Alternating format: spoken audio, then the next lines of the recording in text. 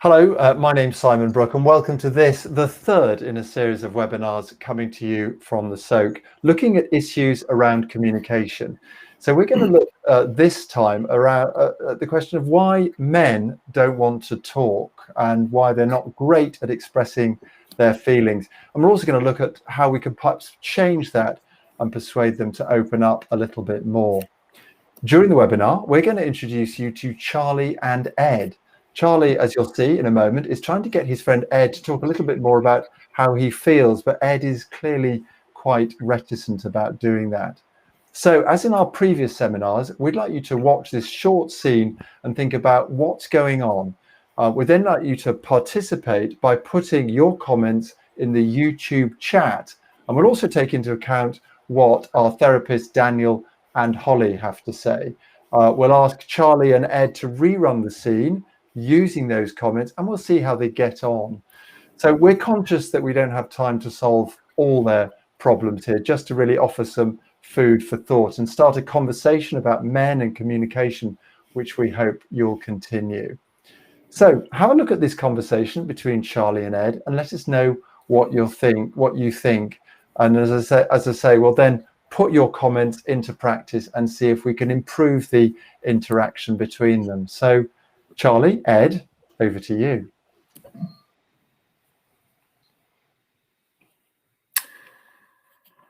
Hi, mate. Hi.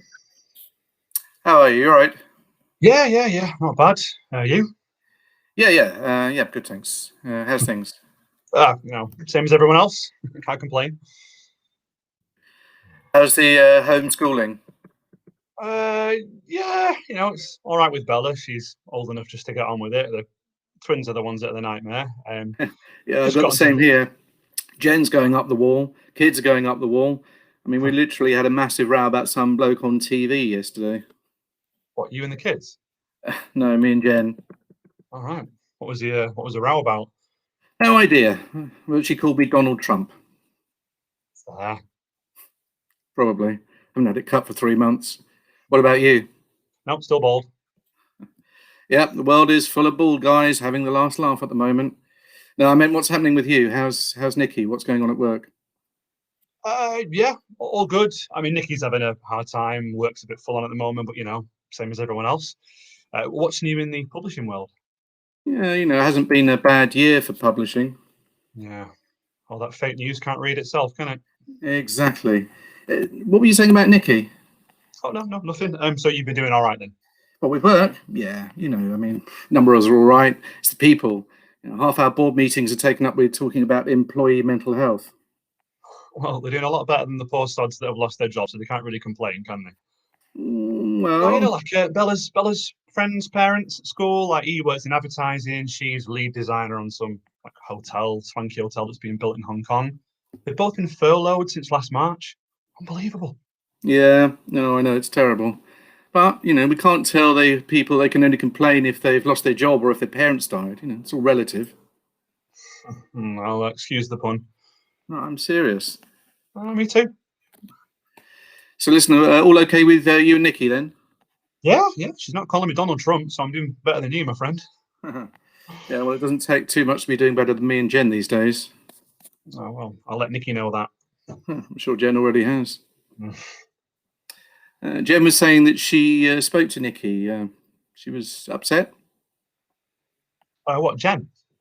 No, Nikki. What? Yeah. Yeah. I mean, I don't know. Was there something about you not telling her that you had to sort of lay off a whole load of people? Yeah. I mean, what was all that about? Sorry, mate. Hold on. Yeah. I've been summoned. I've got to go. Yeah. Okay. Look, fine. Look, just call me back. Okay. Yeah. I'll give you a bell next week. Yeah. Okay. And that's that. Difficult conversation there. I wonder what else is going on. So, Daniel, Holly, Daniel, start with you first of all. Is that typical of the kind of mismatch in a conversation there between two men where we don't really get to the heart of the matter? Well, I think it has a ring of authenticity to it, the exchange between these two men. It feels, there's a sense of sadness, I think, that they don't ever seem to really get to a point of contact between the two of them. And I suppose I was left wondering, particularly about Ed, about whether or not he really knows what he feels about things. I think that's very common. When certainly in the consultation room at the beginning of therapy, men often have an experience where if you ask them how they feel about something, they often don't really know how to answer that question. I was really struck by him saying at the beginning that he can't complain. Obviously, that has two meanings to it. He feels that he doesn't have the right to complain, but also whether or not he knows how to really articulate and how to talk about his inner world. Thanks, Daniel. And Holly, I sensed sort of some slight embarrassment there, really. Ed almost saying to his friend, don't go there, don't push me on this. Again, is that something that you see men tending to do? It's a very difficult thing to be, well, twofold. One is to be asked how you're feeling, I think is difficult. And then to respond to that, back to Daniel's point that sometimes you just don't know. Mm-hmm. So a good tip, something good to do would be to ask again. Ask twice. This notion that the first time, sometimes it's easy to get around it, but yet if you ask again, there's a little bit more responsibility and some time for reflection when you can actually see, maybe I do need to ask myself that question as well. That's interesting point there. I think sometimes we feel slightly embarrassed, don't we, about sort of revisiting something, and perhaps we assume if somebody hasn't answered the question, it's because they don't want to, but then perhaps it is they do want to, but they're just they need a bit of extra encouragement or something. Yeah. Interesting. All right, so we're getting some comments from the audience here. People saying that this is as you said, Daniel, this is a familiar scene. In fact, somebody's pointed out that, of course, this conversation is going on over Zoom, over a remote situations, which is difficult. But I wondered as well how the characters themselves feel. Charlie, let me turn to you first of all. So conversation there. I imagine this is the kind of thing you do a lot with your mates. How was that for you? Yeah, look, I'd say it was reasonably typical of the type of conversations that we have. You know, for the most part, they serve really just for exactly as they're intended. Really, just to sort of check in with each other and see how life is. But I guess it's almost intended as finding out really on a surface level, as opposed to something that's a lot deeper. Yeah, interesting. And Ed, how did you find that conversation? Was it one that you were keen to talk about, or did you feel relaxed, or what was your feeling about that? It came in two halves, really. I mean, initially when it was just kind of, surfacey stuff. How are you? How are the kids? That was okay. I felt a little bit towards the end like Charlie was trying to get at something, and I didn't. Yeah, I didn't feel comfortable at all. I wanted to kind of get out there, if I'm honest, since it started to get a bit serious. Yeah. So Charlie's trying to get at something. Why would he? And it's getting a bit serious. Why would he be doing that, do you think? And what's the problem there? Okay, well, the issue is that work's been pretty rough for me recently. I own a company and it's not doing very well. Contracts have been cancelled and it's pretty rough. I haven't told him, so clearly, when he said that, Nikki's mentioned to Jen about it, I was like, he's going to be annoyed, he's going to be angry at me for starters, and to be honest, he's my mate, but we have a bit of competition at times, blokes. Like, how are you doing? I know that he's doing great. His business is publishing, has been, booming, and I feel a bit embarrassed, about being honest, about how bad things are going for me on that side. So yeah, uncomfortable. Interesting. Okay, so we are going to get some comments there from the audience. Just before we do that, Daniel, just wanted to come back to you. Competition between men. There's clear competition, especially around work, and that's certainly something that I've noticed that resonates with me. Sometimes I do it myself and I can't help it. But again, is that something you're seeing in the consulting room? Sure, I think that's absolutely. I think it can inhibit conversation between men when there's a sense that when there's a sense of, I suppose I describe it as rivalry as well, competition, and how to address that when, or how to have a conversation about that, an open conversation about that can be very difficult indeed between friends, I think. But that's certainly something that would be talked about in the consultation room. Okay, interesting. Holly, again, do you think, I mean, is it just a cliche that men tend to be more competitive than women in these sort of situations, or again, is this something you've seen from your practical experience?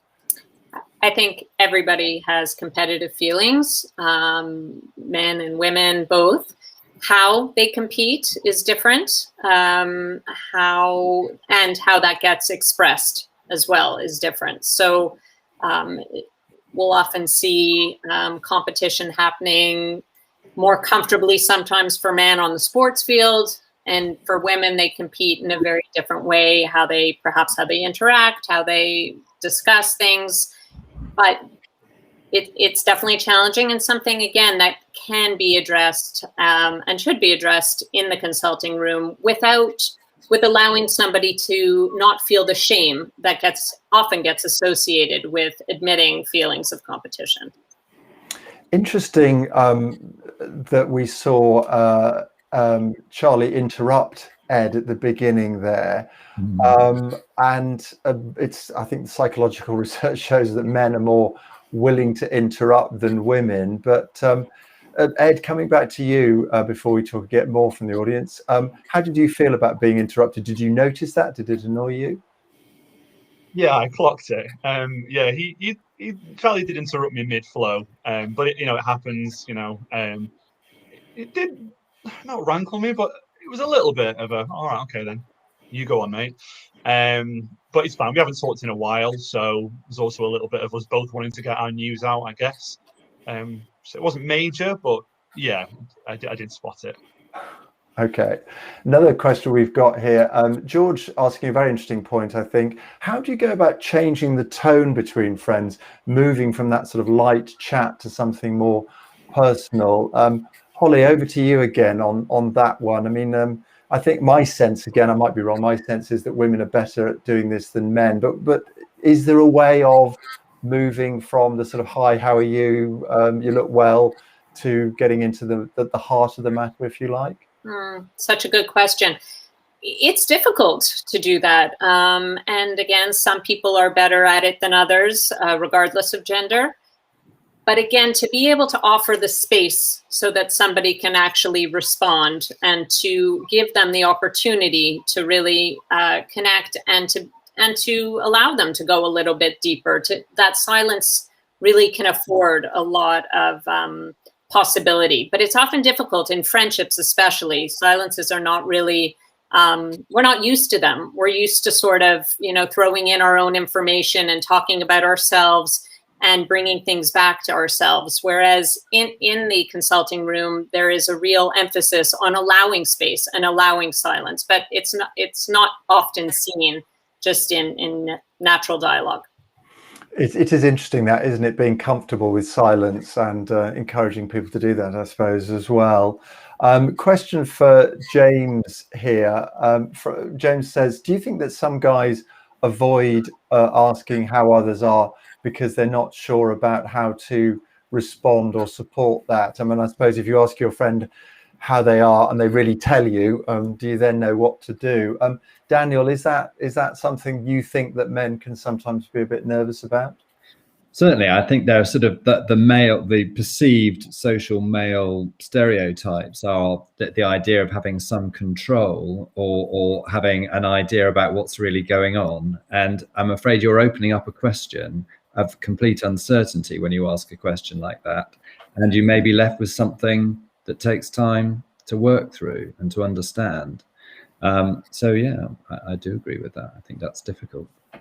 Another question here. David says, I'm not particularly empathetic, very honest of him. Can you learn empathy? Again, Holly, is this, I mean, obviously your job as a therapist is all about empathy, I suppose, but is it something those of us who are sort of not in the profession, if you like, is it something that we can develop ourselves, do you think? Absolutely. To be able to take the other person's perspective and to be able to really genuinely listen and understand what somebody else is trying to say without preparing what we want to say next is definitely a skill to learn, and a very important one, I think. And it tends not necessarily to be, these are not things that are taught in school. These are things that are, some people have more natural tendency towards being empathic and empathetic. But it is something definitely worthwhile to learn. People around you, relationships improve when you can take somebody else's side and really understand what they're going through. And putting yourself in their shoes, I suppose. Okay. Yes, exactly. All right. Well, I think we're going to move now. I think we should move now anyway to getting Charlie and Ed to redo the scene a little bit. We're going to look at it from Ed's point of view to start with. So I wondered, Daniel, from your point of view, if Ed does feel that his friend is, there's a bit of competition here and perhaps that his friend is pushing him in a way that he's not keen on. Any thoughts about how Ed, from this point of view, from this first scene, any points about how he should perhaps change his behavior slightly? I mean, what an interesting question. I think that Ed is really struggling, and I'm thinking about what it would be, how challenging it might be. But I would invite him to take the plunge in some ways and really try to be honest about how he's feeling. And if he's unable to actually say that, to actually say how he's feeling, to say that he's struggling in knowing what that might be, or to put that into words, that at least is a start, I think. Sounds interesting. Holly, it would be quite a struggle for a lot of men, quite a challenge for them to admit that they're not feeling great or something. But do you think that's, is there sometimes a sense of relief when they do that, do you think? Definitely. I think to be able to first of all, to be asked by someone who genuinely cares is a very containing feeling for anyone to have. So yes, I think the answer to that is there will be relief when somebody asks that question and are answered, have the opportunity to be heard. Okay, all right. Great, thank you. So let's run the scene again now. And this time my challenge to, well, not my challenge, but I suppose really the therapist challenge, and you, the audience, the challenge that you've given Ed is perhaps to be a little bit more honest and to express perhaps even some vulnerability or something. Can you just say to your mate, Charlie, that actually, no, things aren't great? So let's run that scene again. And what I'll say to the audience, very importantly, is that if you think it's going wrong, or if you think you've got a good bit of a bit of useful advice that you could offer to either character, principally Ed in this first go, if you've got some advice you could offer, then please do just type stop in the chat on the YouTube channel. We'll stop the scene and then we'll replay it. So if you think that you'd like to introduce something as we run this scene again, then just write stop. But all right, I'll invite our actors to take over again. Ed, Charlie, off we go again. Hi, mate. Hi, how you doing? How are you? You all right? Yeah, not bad. You? Yeah, no, I'm good, thanks. How's things? Yeah, I guess it's the same as everyone else, right? Yeah. Can't really complain. No, it's pretty difficult at the moment. Homeschooling, how's that? Yeah, I mean, Bella's all right. She's old enough just to get on with it. It's So twins that are a nightmare. You tell me Just about got it. into the- I've got the same thing here as well. Jen's going up the wall, kids going up the wall. I mean, we actually had a massive row about some bloke on the news yesterday. What, you and the kids? No, me and Jen. Oh, wow, what was the row about? No idea. But she did call me Donald Trump. It's the hair. Yeah, probably. Haven't had it cut for 3 months. What about you? No, I'm still bald. Yeah. World is full of bald guys having the last laugh at the moment. Now, I mean, what's happening with you? How's Nikki? What's going on at work?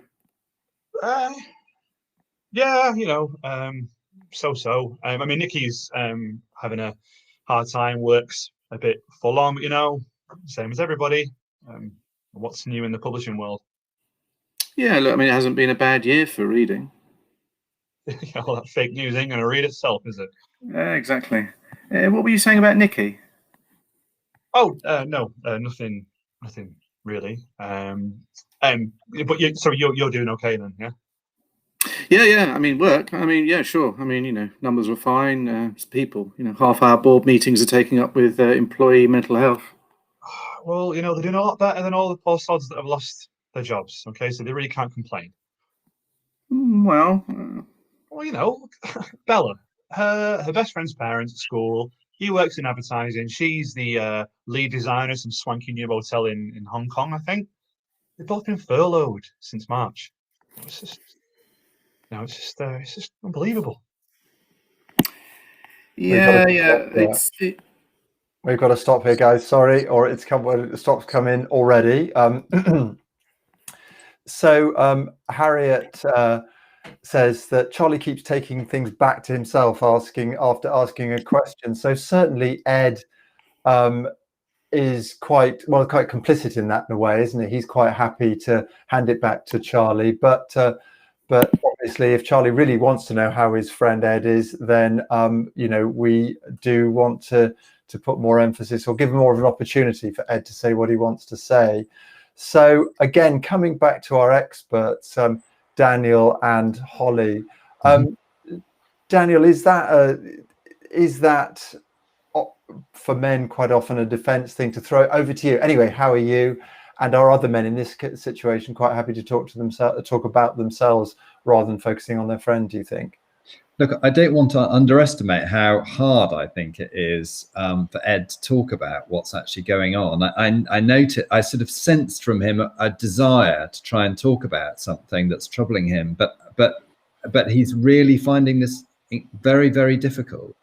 And I think it's obviously contributed by the way that Charlie's interacting with him too, but you're right, there's a deflection process that's going on through humor and through trying to pass the emphasis back onto Charlie again. He's struggling, I think, struggling to say what's on his mind. I'm wondering, Holly, perhaps this comes back to an earlier point you were making about not being afraid to ask the same question twice. If you don't get an answer, you don't have to do it aggressively, of course, I suppose, being the Jeremy Paxman, but you can come back to that question and repeat it. Is that the kind of thing you think we could do here successfully? I think that would be really useful to ask the question again, so that we can open up some space and leave him to respond, or at least give him another option to do so. Okay. All right.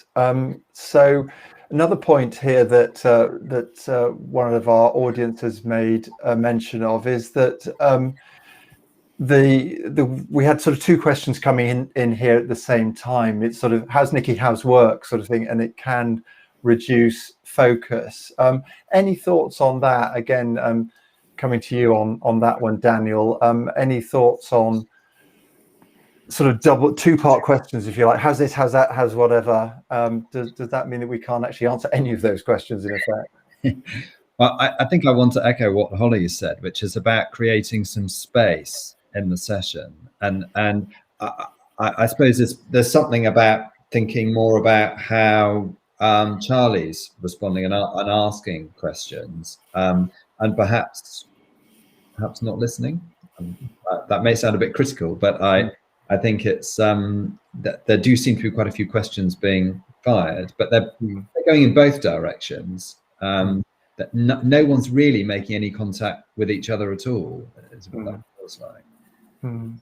Another, Vince has a good point here. I think it's something actually I've noticed as well, that men, he says, men tend to like to provide solutions. So the concept of simply listening is not so common to them. Is that, Holly, is that a sort of male practicality thing? You know, that if somebody, a friend perhaps says that they're not doing really well and that they're struggling with life at the moment, we tend to, as men, try to offer, you know, solution to do X, Y, and Z or something rather than just listening? Yes, it is. It's very common. And it's this need on their part, if you will. And again, we're completely generalizing when we say this, but it does tend to be a trait that men exhibit, where there's a desire to fix. You know, there's a problem, and there's often a feeling that there must be a solution, and that it's also their responsibility to offer that solution. You'll often see this in couples too, where one person wants to just share something that's going on and be listened to and be heard and to be offered that space. And the other person hears that and perhaps feels some anxiety around the need to fix it. And that's, we often get a mismatch with communication that way. Okay. All right. So, so just before, let's just run this scene once more before we turn it over to Charlie and look at things from his point of view and what he needs to do. But so Ed, obviously not happy or feeling uncomfortable, if you like, perhaps about expressing some sort of vulnerability here or things not being great. So how can he, as I say, express that vulnerability and things and signal to his friend Charlie that he is willing to talk if Charlie knows how to do it, if you like? How can men invite another male friend to let them talk a bit? Daniel, what advice would you give to Ed before we run this scene again? I think it's about taking the plunge. I think it's about being brave enough and risk, feeling able to take the risk, I think. And I don't want to underestimate how hard that can be. I think it can feel really challenging, but I would really invite him to do that, because I think he may find it very rewarding. He may find that he ends up developing a friendship and feeling connected with someone in a way that he's not currently experienced. And I suppose I just have to think about the fact that men are more likely to commit suicide than women, and they are more likely to be more isolated. And I think there's something that's really significant. There's a significant social problem, I think, that we have to confront and think about carefully. And I wonder whether this is partly contributed. There's something to do with the relationships that men have with each other and with other people that we really need to address. And it is a problem that needs to be taken seriously. Absolutely. So we'll need to, people in Ed's situation who perhaps are struggling, do men in particular need to somehow to be relaxed about expressing how they feel to friends and family, so that it doesn't come all crashing down on them, I suppose. So all right, Ed, so here's your challenge. I know this is going to be a difficult one for you, exactly, but we're going to run the scene again. But this time we want to just experiment, see if you can just be a little bit more honest and just say, actually, things aren't great. And then, of course, it'll be interesting to see how Charlie reacts when his friend does sort of express that vulnerability. Again, audience, if you think that you can see something going wrong, if you've got a really good idea that you think we should introduce, then do just put stop in the YouTube chat at any moment, and we will stop the scene. But okay, so over to you again, Ed and Charlie. Ed, to be a little bit more open and express some of that vulnerability. Hi, mate. Hi. How you doing? Hiya. You all right? How's things? Yeah, not bad. You? Yeah, good, thanks. Yeah. How's things? Same as everyone, really. I suppose I can't complain. Okay. How's homeschooling? Yeah, I mean, Bella's all right. She's kind of old enough just to get on with it. The twins are a bit of a nightmare. Yeah, absolutely. Got the same here. Jen's going up the wall, kids going up the wall, and we literally had a massive row about some bloke on the news yesterday. What, you and the kids? Yeah, sorry, I had a connection. Okay, so we've got a stop here from somebody. I'm going to stop you for a moment. We've got, Jane says that the problem is very often that men don't leave enough space between conversations. So perhaps Charlie, once Ed has expressed some concerns and been a bit honest about how he feels, do we have that pause? So why don't we run the scene again, and very briefly, this just see what Ed can do to express how he feels and be a bit honest about it. And I suppose see if Charlie is willing to allow a pause before he dives in there. Off we go. Hey, mate. You all right? Hi. Yeah, I guess. How about you? Yeah, no, I'm good, thanks. How's things? Well, I suppose you're not really allowed to complain at the moment, are you? So I'll say it's all right. Yeah, no, I know. It is a bit like that. I know. Yeah, not gonna lie. Tough times. You just sort of I suppose, got to get our heads down and get on with it. Really. How's things on the homeschooling front? Yeah, I mean, Bella's all right. She's old enough just to get on with it. The twins are a nightmare. Yeah, I've just got absolutely the same here as well. I've got to say, Jen's going up the wall, kids going up the wall. We actually had a massive row last night about some bloke on the news yesterday. What, you and the kids? No, me and Jen. All right. So we've got a stop has come in, and Paul is suggesting that actually Ed shouldn't let Charlie get on and change the subject and move on a bit, that Ed should assert himself and just say that actually that he wants to talk a little bit more. What we're going to do now is just look at things a little bit more from Charlie's point of view, and just see how he can encourage Ed to say to really say how he feels and have that kind of honest conversation that I think everybody would like to have with family and friends, and that we know certainly that men need to have more of. Certainly, when we, as you were saying, Daniel, with regard to these shocking statistics over the last few years about men and suicide. So, okay. So any thoughts for Charlie? One thing that somebody has suggested to Charlie, that he is more willing to pause and allow silences. So we sort of touched on this, but Holly, silence, you must have this in the consulting room. Is it embarrassing? Is it something, are men more likely to want to try and fill the silence with chat than women, do you think?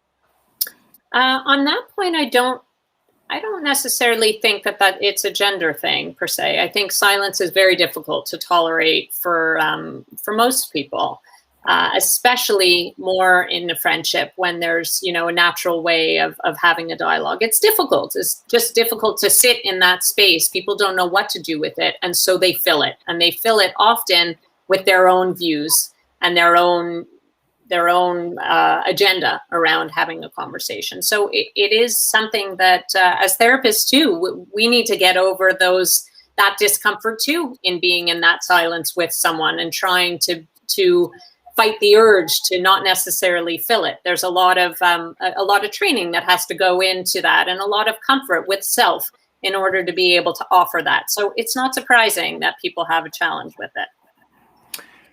Interesting, thank you. Daniel, from your point of view, Henry has posted a comment here, which is quite interesting, I think, given the sort of the current political economic situation as much as anything else.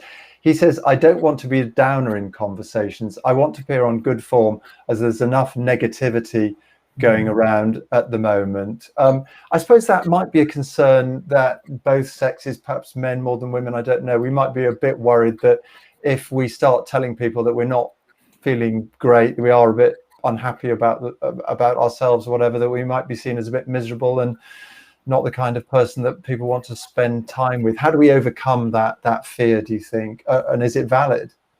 I think that's a very common fear. I think there's a worry that others can't bear what it is that we may bring. Certainly, clients have that anxiety that they are bringing something that perhaps they can't manage, and they anticipate that others won't be able to manage it too. Yeah.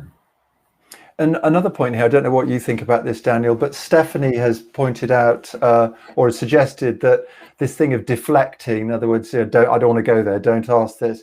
She says it's not exclusive to men, women do it too. Daniel, do you think, I mean, obviously women do it, but do men do it more? Do women and men do it in a different way? How does deflecting work, and how can we overcome it if we think that somebody does, we need to sort of pursue a conversation with a friend, if you like? I think it's common to both genders. I'm not entirely sure I can say that it works one way for men and one way for women, if I'm honest. But I think that what I'd be really keen to know is what's really going on here. I think, as I said before, it seems that there's no real contact being made, and I think that if that's something that you can observe that's going on in a conversation, I think I'd really be asking myself, what's not being talked about? What are we avoiding? Yeah, absolutely. Holly, I mean, deflecting is something you must see a lot in your practice with people worried about a conversation going too deep or into a particular area they're not yet prepared to go into and discuss. How subtly do you handle in your practice that the deflection thing? I think there does have to be a readiness around being able to understand perhaps why we're deflecting and what the avoidance is about.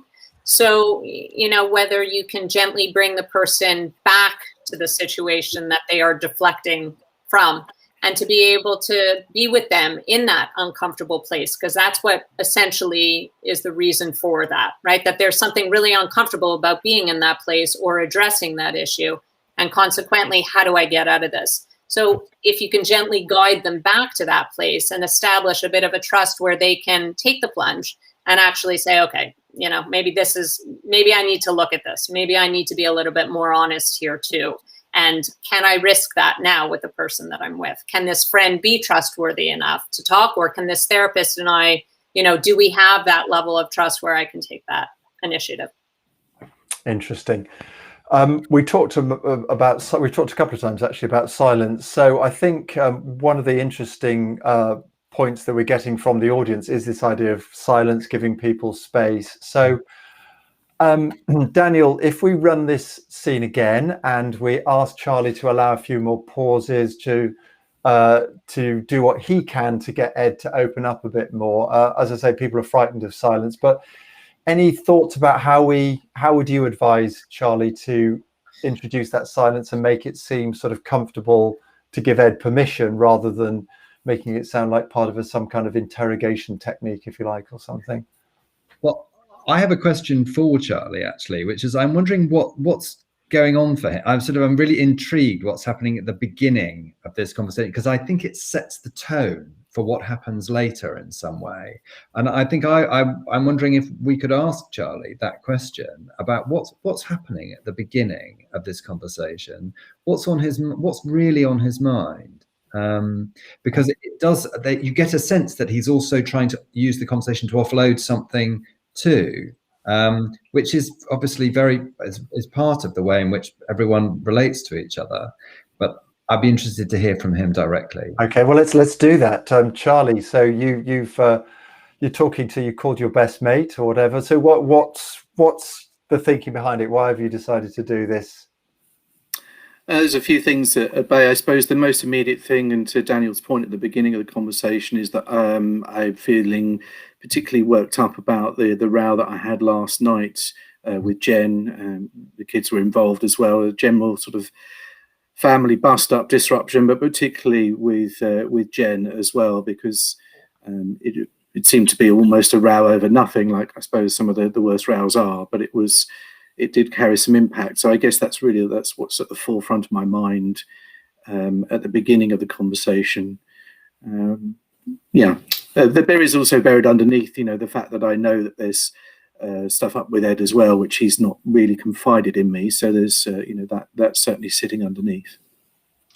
Okay, so was your decision to call Ed, was that to just unload a little bit about what's happening in your life, your frustrations, annoyances at home, or was it to see how he is, or was it a bit of both, do you think? Yeah, I think, look, it's fair. It's not necessarily with the conscious intention of phoning up to download. It's, we're good friends, we talk a lot, so I guess I feel the need to want to speak to a close mate in general. I feel that need, whether it's as conscious as me saying I'm contacting him so I can download about Jen or not, it doesn't feel like it's that, but it's certainly very present. Okay, all right, thank you for that. Interesting. So let's rerun the scene again. I'm picking up a couple of things that we might ask you to do. The first is this silence business. Can we have a pause? Charlie, are you going to be able to just pause and have a bit of empty space, if you like, in the conversation to see if Ed is then feeling more comfortable and willing to talk a bit more? And then the other thing, I suppose, is you want to say something, Charlie, don't you? But you also know you need to speak to Ed. So can we see how you can perhaps manage that conversation where you both get an opportunity in this conversation to talk a little bit about how you feel? Okay, so let's balance it up. So, all right, let's run the scene again. And again, audience, if you want to stop at any point, just put stop in the chat and we'll halt and take into account your thoughts and observations. So, Charlie, Ed, off we go. Hi, mate. Hi, mate. How you doing? Right. Yeah, you're right. Yeah, been better, but how about you? Yeah, good. Yeah, good. How's things? Yeah, I guess it's the same as everyone else, really. So, can't complain. Well, I probably could complain if you gave me the chance, but you kind of feel like you got to soldier on, don't you, at the moment? Yeah, look, of course there is a bit of that. What's going on?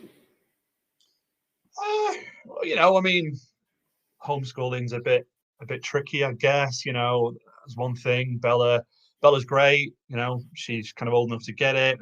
Twins are a nightmare, and if I'm honest, I'm probably a bit short at the moment. So, as much as they're not focused, I'm probably not helping them because I'm a little bit. My fuse is a little shorter than it normally is. So it's not. I guess it's not a great concoction, is it? How about you? Yeah, look, mate. I understand that. I think there's a lot of it around. Certainly, what I'm hearing at work as well. I think you've just got to hang in there, and it's the end is sort of starting to come in sight a little bit, isn't it? I guess we've all got to just sort of hunker down a little bit.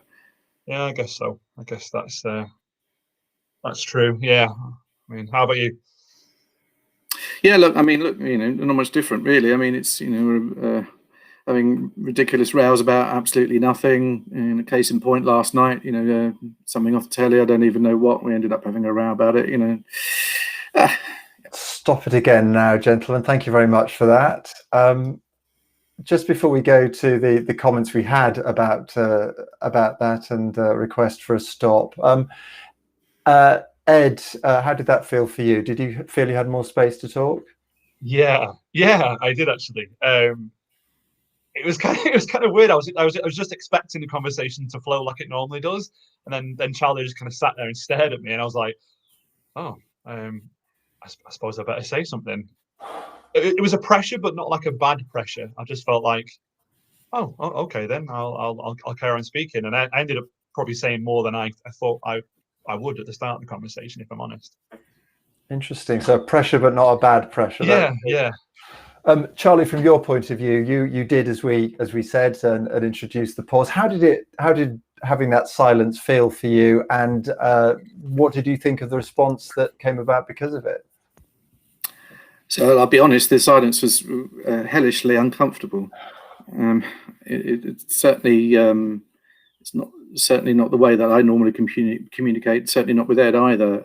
You know, we're sort of, you know, both sort of firing in, I guess, normally. So it was pretty uncomfortable.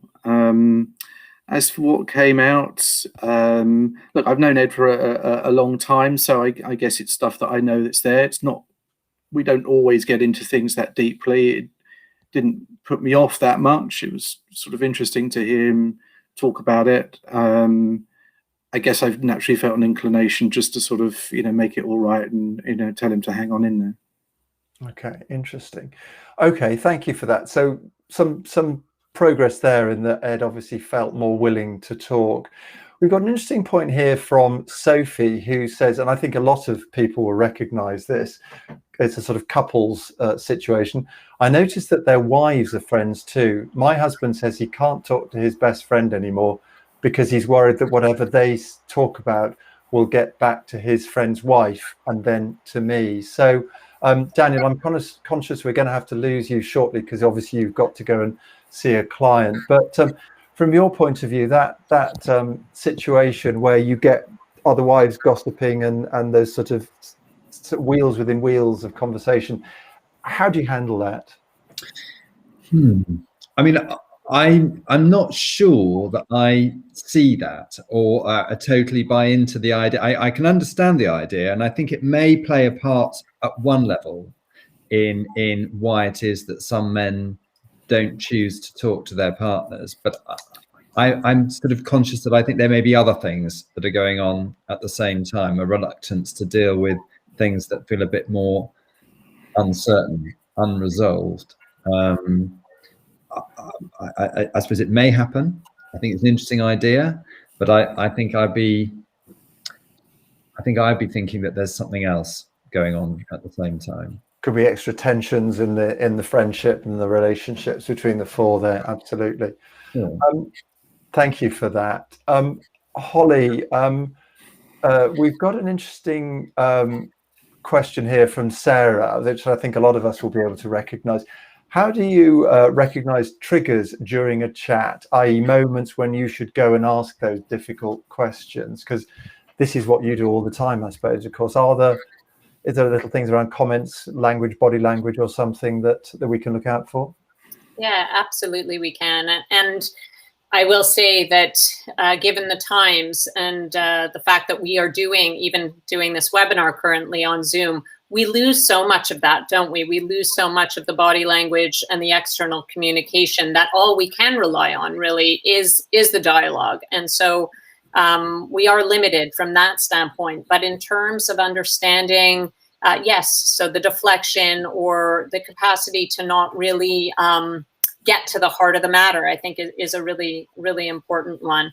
I also just want to bring up, if I may, a point that was made around, this idea between Ed and Charlie, which I think you did great on this last one, by the way. Very, very nice to see you managing that silence. But this notion of soldiering on and how much of a message that is, a cultural message, as well as a societal message, this importance of making sure we just, soldier on and don't deal with what we might feel, because to do so would indicate all kinds of messages around what masculinity is and what it means to be a man in society. And so I think I really wanted to touch on that point and give it the space and the importance that it really does require, how difficult being emotional and expressing ourselves as men have.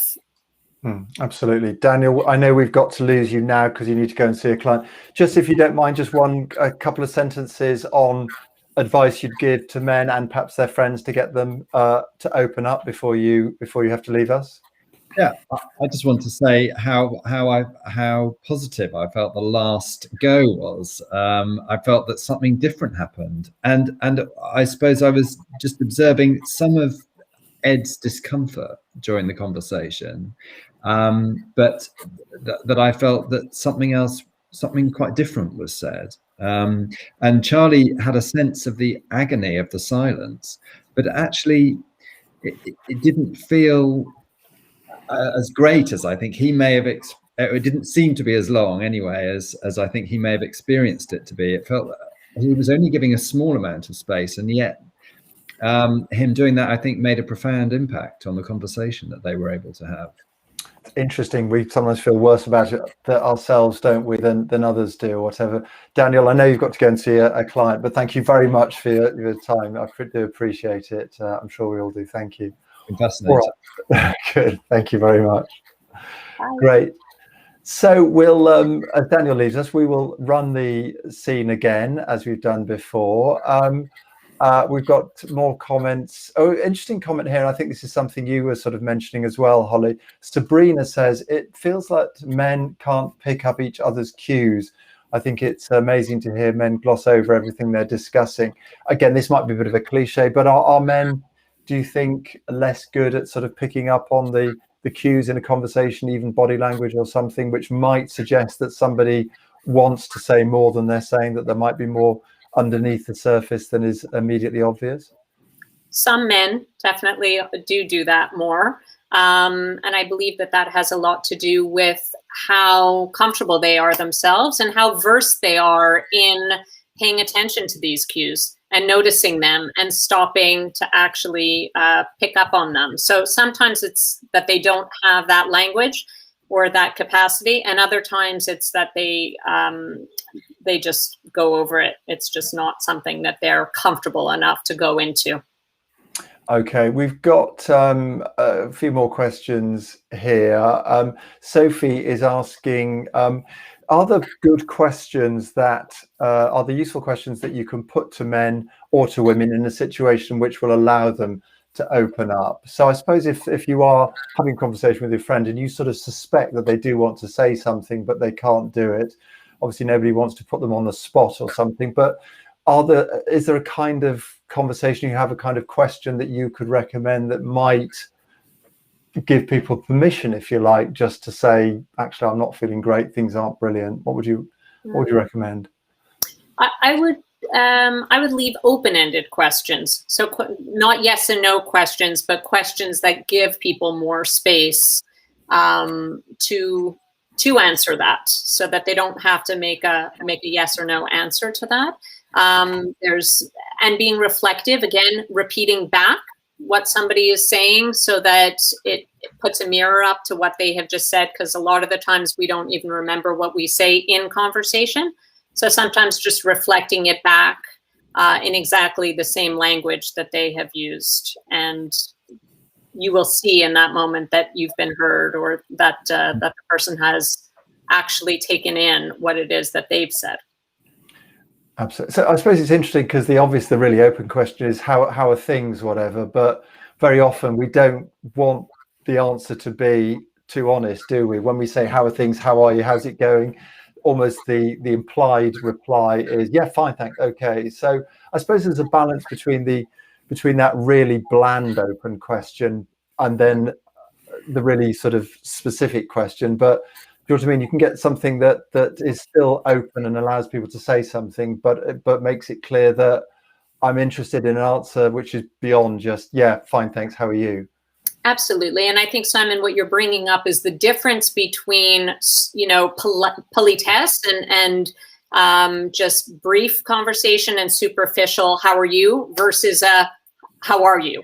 Okay, so they're different. I know it might seem like it's the same thing, but intonation changes and eye contact, so that you can really ask somebody that. Now, you're not going to speak to, your barista that way, in the same way that you're going to talk to a good friend, but there are different levels of conversation, and having a conversation with a friend is very different than having just a cursory, polite, conversation where you just ask the question, you don't really even want the answer, if you will. Sort of, how are you? Yeah, exactly, as you say, with somebody in a coffee shop or something. So, yeah.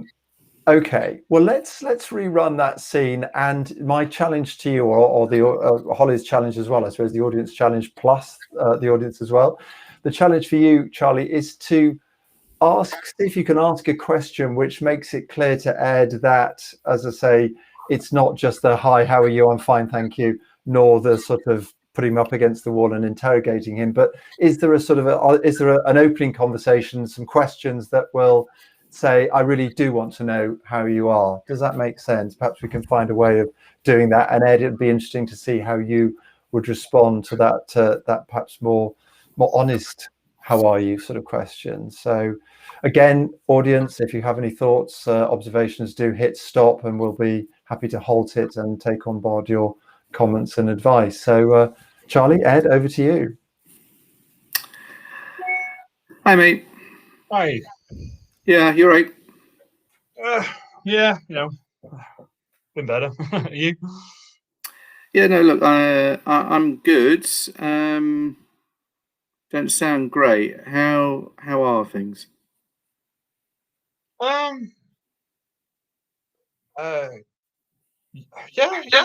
I mean, I guess the same as everyone else. So, can't complain. I suppose. Suppose. Right. Jeez. Okay. Well, it's just you gotta crack on. I guess things aren't great. They're not great for a lot of people, are they? But we're all being told that it's not long now. So one final push, but it's things are still tough, aren't they? Yeah, look, mate, that's absolutely the case. It is tough. It's tough for everyone. It sounds like it's particularly tough for you at the moment. What's going on? It's nothing. It's all right. It's nothing I can't take care of. It's just it's just things a bit rough. Everything's kind of homeschooling's a bit tricky with the kids. Bella's fine. The twins are a nightmare, and I've probably been not great with them. I mean, I have a go at them for not being focused on what they're doing, and I'm hardly practicing what I preach at the moment, if I'm honest. Stop there. And a really nice comment from James, who says it's really interesting to see how Charlie is clearly more comfortable with pauses now, and that is allowing Ed to talk a bit more. And I also noticed a bit more of, interesting, Ed, how you were, well, both of you actually were sort of echoing phrases and picking up on words. So Charlie, did the pauses seem less painful this time around than they were last time, do you think? Yeah, I almost hate to admit they actually did feel less awkward.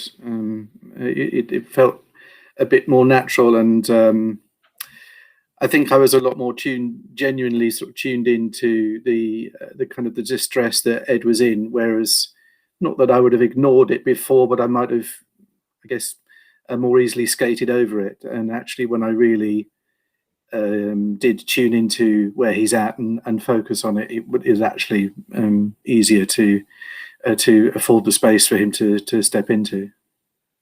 Interesting. And I noticed both of you were repeating some of the language. So it's interesting if one of Ed's comments, his answers had a particular word. I think a couple of times you picked up on that word and almost implied that he had permission, if you like, to expand on it a little bit. How did that feel for you? Yeah, I mean, I thought that was sound advice as well. From Holly about sort of replaying that back. I guess it also really sort of shows to him that I'm also really listening to him as well. Whereas before, the normal dynamic of our conversation is that we sort of really turn take.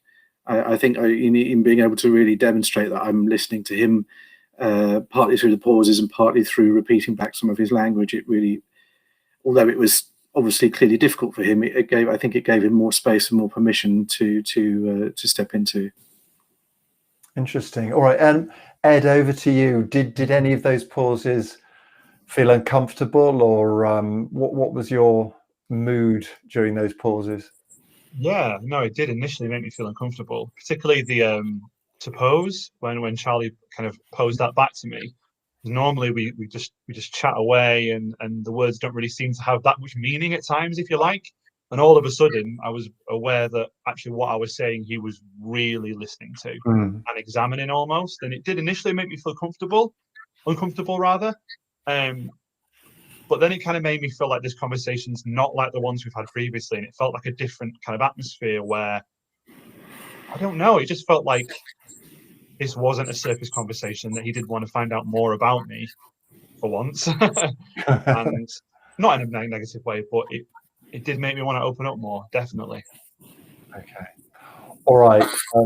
Charlie, Ed, our actors, thank you both very much for that. So, Holly, just a final thought from you, I suppose. Certainly the effect I was getting from Ed there, the fact that Charlie had picked up on that word "propose," sort of, I got the impression that it was more of a sort of a proper conversation, a real engagement going on there. Was that your feeling? Absolutely. Yeah. Proud therapist watching you. So, but also the reality too is we say that in jest, but the truth is this does take time, and it takes practice for conversations to happen like this between friends, between couples, between employer, employees. This is something that you can learn, absolutely, but that it does take practice to do. So you can keep doing it.